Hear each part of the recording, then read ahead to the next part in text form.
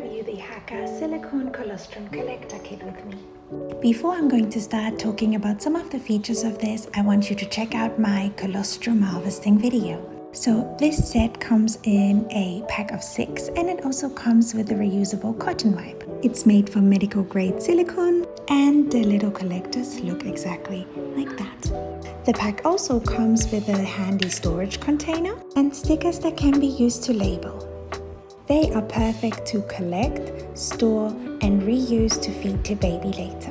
Let me show you how it's done. This can be used directly when you're hand expressing, and you could just gently suck out the drops that you are releasing into the device.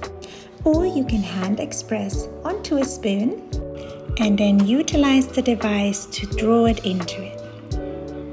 As colostrum is more like a honey-like texture, a device like this will make it easier to really take advantage of all that you are collecting. Everything else will get stuck in pumping pods. Once you are done, put on the cap, label, and store in the freezer or fridge. Or put in a little storage container, close it up, and take to your label wood. When and if needed, feed to baby from the same device. These are amazing.